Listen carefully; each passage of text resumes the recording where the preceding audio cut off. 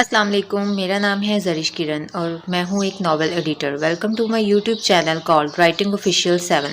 جیسے کہ میں نے آپ کو بتایا کہ میں ایک ناول ایڈیٹر ہوں، تو میں نے سوچا کیوں نہ میں اپنے ایڈٹ کیے ہوئے ناولز کا یوٹیوب پر وائس اوور ڈالوں۔ آئی ہوپ آپ کو میری آواز میں ناول پسند آئے گا۔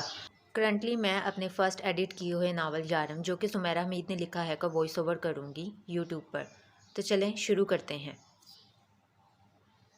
عشق ہے ایک داستان محبت کے اسرار کی، انوار کے قیام کی، امرہا اور آلیان کی۔ امرہا پریم کا اگر کوئی لاڈ کا نام ہوتا تو وہ سرما کی دھوپ ہوتا، پر سرخاب کر اڑ آتی اس کی وہ جو امرہا ہے۔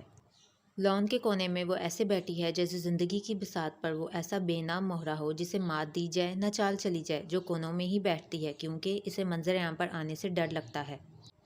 کیوں ڈر لگتا ہے؟ کیونکہ اسے ڈرایا جاتا ہے، اور پھر اس کی حیثیت اپنے ہی گھر میں کچھ ایسی ہے جیسے جھاڑو کی ہوتی ہے، ضروری بھی اور چھی گندی بھی۔ ایک طرف بیٹھی دادی زیر لب بڑبڑاتے ہوئے اپنے بالوں کا خود ہی مساج کر رہی تھی۔ انہوں نے دانیہ سے کہا تھا، لیکن اس نے ایسے ظاہر کیا جیسے اس نے سنا ہی نہیں اور دادی نے کہا ہی نہیں، اور وہ کامل توجہ سے رسالہ پڑھتی رہی اور 7 مالٹے کی پھانکیں بھی منہ میں ڈالتی رہی، اور یہ سب کرتے وہ کچھ ایسی نظر آ رہی تھی کہ جیسے بیچاری لڑکی دانیہ کل ہی تو اپنے ایم فل سے فارغ ہوئی ہے اور آج کل ذرا سی دنیا دار سی نظر آ رہی ہے۔ اماں فون پر بات کر رہی ہیں اور حماد کانوں میں ہیڈ فون لگائے نیا ریپ میوزک متعارف ہو رہا ہے، کیونکہ اسے چلنے میں خاصی دشواری ہو رہی ہے اور اس کے دونوں ہاتھ ہوا میں ایسے مڑ مڑ کر لہرا رہے ہیں، خدا نہ خواستہ اسے ٹہلتے ٹہلتے مرگی کا دورہ پڑ رہا ہو اور وہ کونوں میں خود کو چھپانے والی موبائل انٹرنیٹ پر مصروف ہے۔ نہیں، وہ سوشل نیٹ ورکنگ سائٹ پر نہیں ہے، وہ کسی سے چیٹ بھی نہیں کر رہی، ارے نہیں، وہ گوگل امیجز پر ڈیزائنر کے کپڑے بھی نہیں دیکھ رہی۔ وہ تو مانچسٹر یونیورسٹی کے پاکستان اسٹوڈنٹ سوسائٹی کے گروپ لیڈر کی ای میل پڑھ رہی ہے، اور اس کے ہاتھ پیر ایسے کانپ رہے ہیں جیسے ابھی اسے فریزر سے نکال کر دھوپ میں رکھا گیا ہو، یا جیسے اس کے کان میں کہا گیا ہو کہ جہاں تم بیٹھی ہو ٹھیک وہیں خزانہ دفن ہے، چپکے سے نکال لو، اور اب وہ یہ خزانہ چپکے سے نکال ہی لے گی۔ اسے اپنی چیخ دبائے نہیں دب رہی، اور یہ اس نے ہلکی سی چیخ مار ہی دی۔ سب سے پہلے تو دادی نے ہی اپنا ہاتھ روک کر اسے ناگواری سے دیکھا، پھر سوائے دادا کے سب نے ہی اسے کوئی اہمیت نہ دی اور اپنے انہماک میں قائم رہنے دیا۔ دادا جو توبۃ النصوح پڑھنے کی کوشش کر رہے تھے اس کے پاس آئے۔ امرہا کیا ہوا؟ پیارے دادا صرف وہی پوچھتے تھے، وہ دادا کے کان میں خسر پھسر کرنے لگی۔ تھوڑی دیر بعد دادا توبۃ الصنوع سینے سے لگا کر کھڑے ہوئے اور سب کو سنانے جیسے انداز میں کہنے لگے، آملے لینے ہیں منڈی سے، مجھ سے کہاں اٹھائے جائیں گے اتنے، امرہا تم آ جاؤ ساتھ، اسے لیے جا رہے ہیں، مل گئے پھر منڈی بند ہو جائے گی یا پھر آگ لگی ہوگی منڈی میں۔ دادی نے اس کے متعلق اپنے خیالات کے اظہار میں دیر نہیں کی۔ ہم دوسرے شہر کی منڈی میں چلے جائیں گے، اگر وہاں بھی آگ لگی ہوئی تو ہمارا انتظار نہ کرنا، ہم شہر منڈی آگ لگوانے جا رہے ہیں۔ شہر کیوں؟ ملکوں کیوں نہیں؟ ہاں بھائی، اب تیار رہنا سب، دنیا میں آگ بھڑکنے والی ہے۔ اب کی؟ کب کی بھڑک چکی؟ دادی نے ایسے کہا جیسے ایسا عظیم سچ نہ بولا تو ان پر کفر کا فتویٰ لگ جائے گا۔ بی بی امرہا نے ذرا گھور کر دادی کو دیکھا۔ دادی نے اپنا رخ بدل لیا۔ تو کیا اب مجھے بھی بھسم کرے گی؟ انہوں نے خود پر آیت مبارہ پڑھ کر پھونکی۔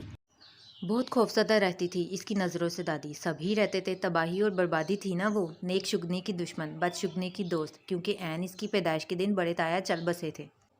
پھوپھی پھوپھا کا کار ایکسیڈنٹ ہو گیا، چھوٹی پھوپھو کے گھر شارٹ سرکٹ سے آگ لگ گئی اور سارے ساز و سامان کو نگل گئی، چچا کی بیٹی کی منگنی اس دن ہونا تھی، تایا کی وفات سے ملتوی ہوگی، بعد ازاں رشتہ ہی ختم ہو گیا، اور ماموں کے الیکٹرانکس کے اسٹور پر پورے 4 لاکھ کی چوری ہو گئی، ماموں صدمے سے 4 دن ہسپتال رہے، امرہا سے بڑے بھائی علی کی چھت سے گر کر بائیں ٹانگ کی ہڈی ٹوٹ گئی جس کی وجہ سے پورے 2 سال لنگڑا کر چلتا رہا، ساتھ کے گھر کی ملائکہ آپا بیوہ ہو گئی، ان کے شوہر کا ہارٹ اٹیک سے انتقال ہو گیا، سامنے کے گھر والوں کی بہو کے مردہ بچے کی پیدائش ہوئی، اور بھی بہت کچھ، فرصت کافی لمبی تھی اور دن بدن لمبی ہوتی جا رہی تھی۔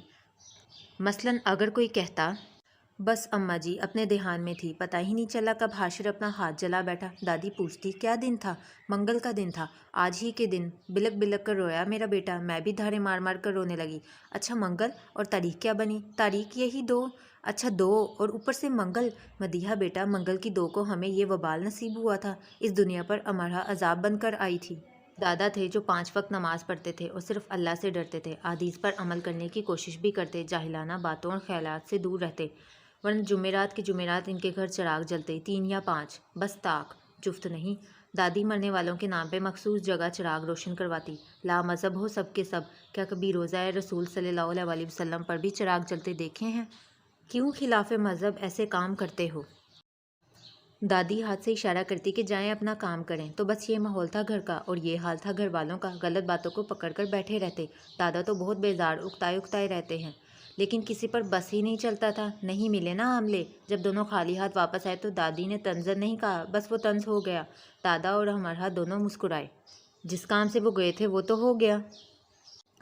ہمیں تو کہہ کر گئے تھے کہ دنیا میں آگ بھڑکا کر ہی واپس پلٹیں گے، اب ایسے کیسے واپس آ گئے؟ یا آگ لگی ہے لیکن ہمیں دکھائی نہیں دے رہی؟ دادا پوتی دونوں خاموشی سے منظر عام سے غائب ہو گئے۔ ایسا نہیں تھا کہ ایک دادی ہی اسے منحوس مانتی تھی۔ دادی اور اماں کی دیکھا دیکھی علی، حماد اور دانیہ بھی دادی کے کہے پر ہی یقین کرنے لگے تھے۔ علی کی ہیبی بائی کے ساتھ کچھ ہو جاتا تو وہ اس پر غصہ نکال لیتا، وہ بھی علی کو دو سنا کر چپ چھپ کر رونے لگ جاتی اور خود کو کوستی، میں ہی منحوس ماری ہوں، میں منحوس ماری ہوں۔ دانیہ اماں کو چپکے سے کہتی، میرے کپڑے لایا کرے تو امرا کو مت دکھایا کرے، پہننے سے پہلے ہی اس کی نظر پڑ جاتی ہے تو مجھے زہر لگنے لگتے ہیں۔ اس منحوس ماری کو بس دادا نے ہی ذرا سنبھالا۔ انہی کے کمرے میں ایک طرف اس کا بیڈ رکھا تھا اور وہی اس کے اماں ابا بہن بھائی بن گئے۔